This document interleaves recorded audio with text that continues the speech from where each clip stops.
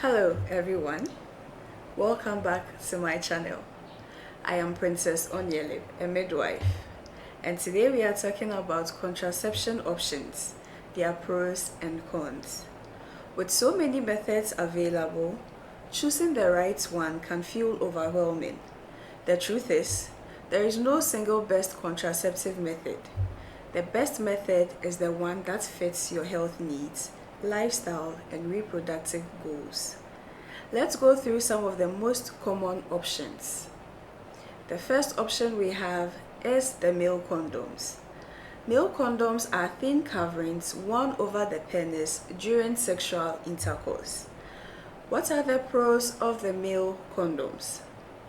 It protects against both pregnancy and sexually transmitted infections, STIs. It is easily available and affordable.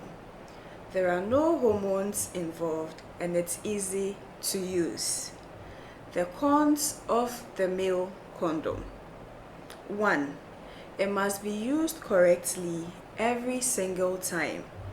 It can break or slip off. Also, some people may have latex allergies and so they need to be careful. There are also female condoms too. A video will be done on that separately. The second contraceptive method we have is the oral contraceptive pills. These are pills taken daily to prevent pregnancy. The most common ones in Ghana are the progestin-only pills and combined oral pills. The pros of this method.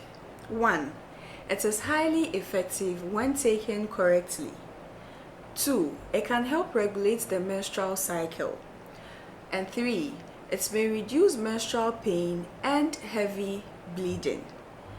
The cons of this type of contraceptive method. 1. One must be taken every single day.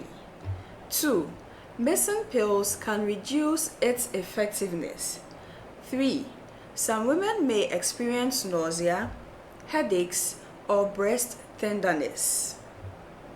The next contraceptive option we are talking about today is the injectable contraceptives.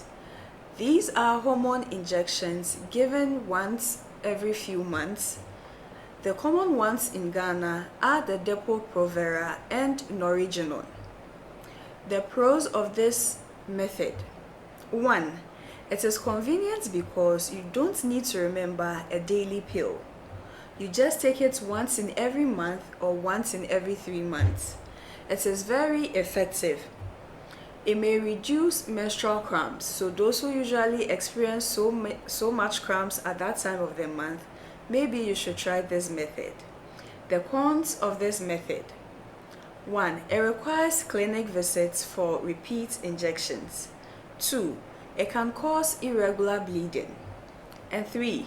Fertility may take some time to return after stopping. The fourth method. Implants. A small flexible rod inserted under the skin of the upper arm. It is usually done on the non-dominant hand.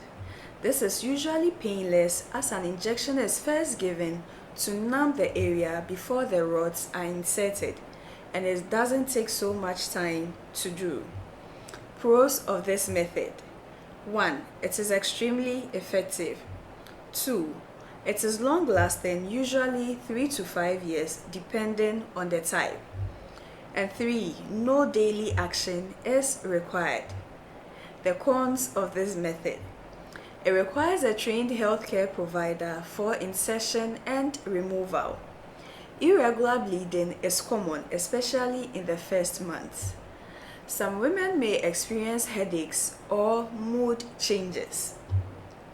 The fifth method, intrauterine devices, IUDs. These are small devices placed inside the uterus. The pros. It is very effective. 2. Long-term protection lasting several years. It gives you long-lasting protection or a long-term protection lasting several years. And then once it's inserted, little maintenance is needed. The cons of this method. It requires insertion by a healthcare provider. Some women may experience discomfort during insertion as this is placed straight in your uterus through your vagina. Thirdly, copper IUDs may increase menstrual bleeding and cramps in some women. Sixth method, the natural family planning methods. We discussed this in our last video. So if you want more information, go back to our previous video and then you get more information. So this involves tracking fertility signs such as menstrual cycles, cervical mucus, or body temperature. The pros: no hormones are used, no medical procedures involved, and it is of low cost. The cons of this method: it requires commitment and accurate tracking. It is less effective if not used correctly, and it does not protect against STIs. The seventh method, emergency contraception. It is used after unprotected sex or contraceptive failure. The pros of this method: it can help prevent pregnancy after unprotected intercourse. It is easy to access in many places. The cons of this method: it is not intended for regular contraceptive use. Again, it is not intended for regular contraceptive use. Its effectiveness decreases the longer you wait. It may cause temporary changes in the menstrual cycle. An important reminder everyone should take note of: no contraceptive method is perfect for everyone. Factors such as your age, your medical history, your future pregnancy plans, and personal preferences should all be considered before choosing a method.